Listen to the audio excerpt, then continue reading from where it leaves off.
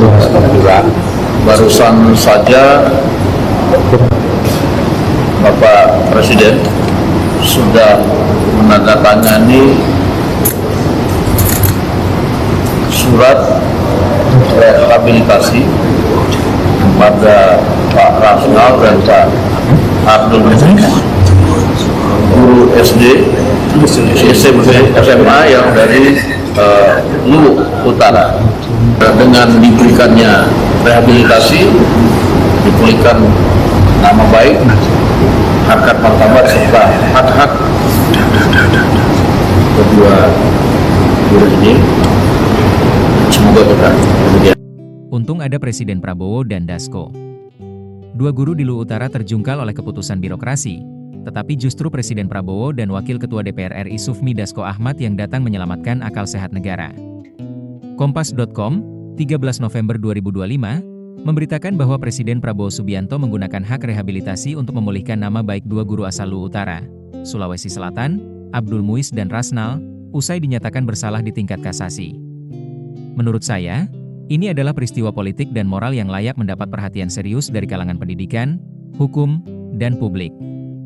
Pasalnya, rehabilitasi itu tidak sekadar pembalikan administrasi. Ia membuka kembali pertanyaan mendasar tentang bagaimana negara memperlakukan pendidik yang berusaha menambal celah pelayanan publik, tentang akurasi proses hukum yang menjerat profesional pendidikan, dan tentang peran aktor politik dalam proses remedial semacam ini. Bukti faktual kasus ini penting. Surat rehabilitasi ditandatangani Presiden setelah kedatangannya dari kunjungan kenegaraan.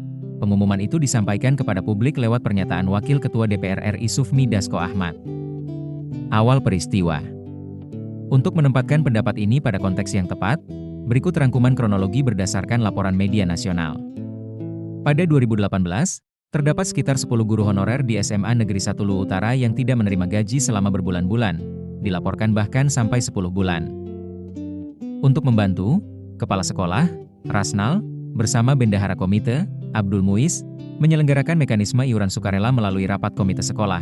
Kesepakatan iuran sekitar Rp20.000 per wali murid untuk menggaji honorer. Kasus kemudian dilaporkan, berproses di pengadilan. PN Makassar sempat memvonis bebas, namun jaksa mengajukan kasasi ke Mahkamah Agung, MA. Pada tingkat kasasi, MA membatalkan putusan bebas dan menjatuhkan vonis hukuman penjara 1 tahun serta denda.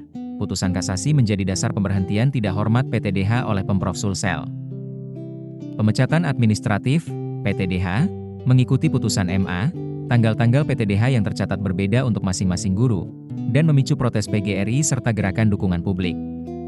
Setelah kasus menjadi sorotan nasional, berbagai pihak mengadvokasi pemulihan nama baik. Presiden akhirnya menandatangani surat rehabilitasi yang memulihkan hak dan harkat kedua guru.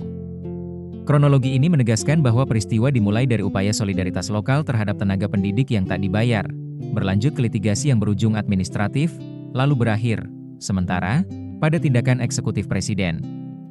Rehabilitasi Presiden, tindakan kemanusiaan atau penyangga kegagalan sistem? Secara simbolik, rehabilitasi Presiden merupakan kemenangan moral.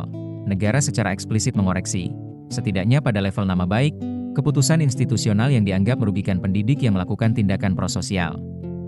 Bagi kedua guru dan komunitasnya, itu memberi pengakuan publik dan memulihkan martabat profesional yang tercemar.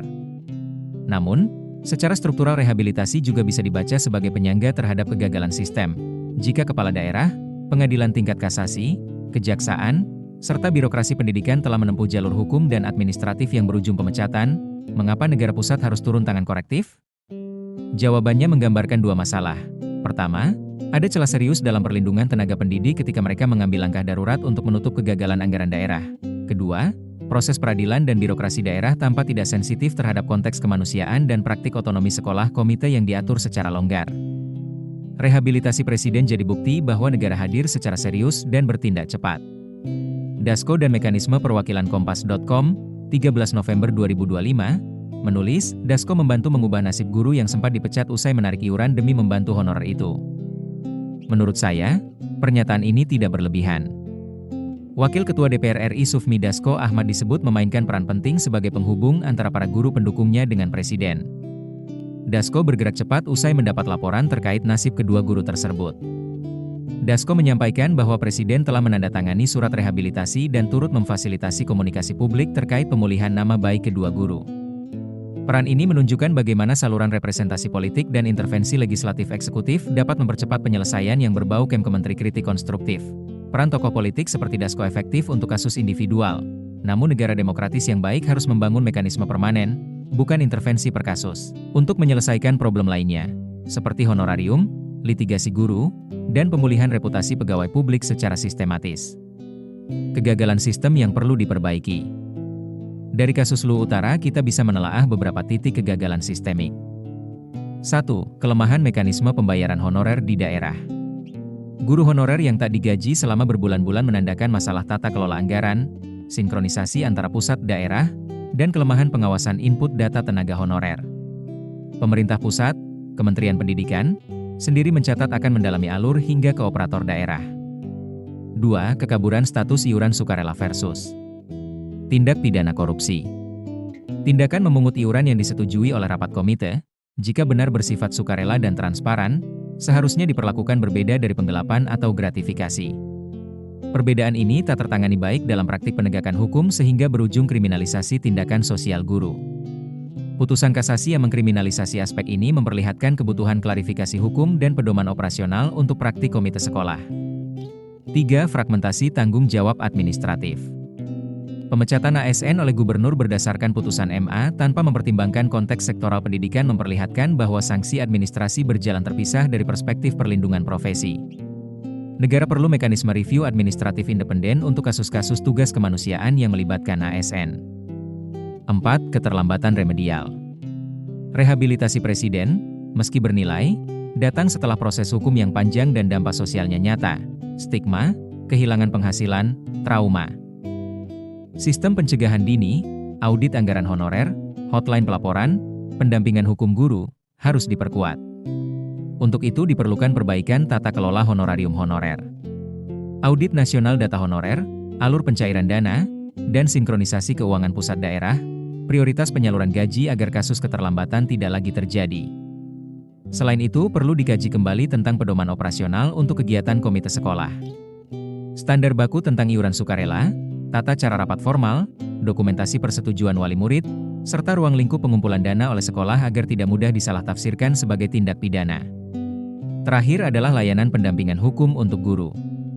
Perlu layanan pendampingan hukum sektoral yang membantu guru memahami risiko hukum tindakan administratif dan menawarkan representasi ketika terjadi tuntutan. Keputusan Presiden mengembalikan nama baik 2 guru adalah tindakan yang memberi kelegaan moral. Untung ada Presiden, terasa nyata bagi mereka. Namun seharusnya rehabilitasi tidak menjadi penutup rapat atas kegagalan sistem yang lebih luas. Kasus Luwu Utara menuntut kita memikirkan ulang keseimbangan antara penegakan hukum dan pengertian kontekstual terhadap tindakan sosial dalam sektor pendidikan. Peran politik seperti yang dimainkan Dasko mempercepat solusi, tetapi solusi jangka panjang harus bersifat institusional, memastikan guru tidak lagi terpaksa menjadi penanggung beban sistemik, mencegah kriminalisasi tindakan kemanusiaan, dan membangun mekanisme administratif yang adil serta responsif. Negara yang ideal bukan hanya yang cepat menandatangani surat rehabilitasi, melainkan yang mencegah surat itu diperlukan. Semoga rehabilitasi ini menjadi momentum perbaikan kebijakan, bukan sekadar peristiwa heroik satu kali kemudian dilupakan.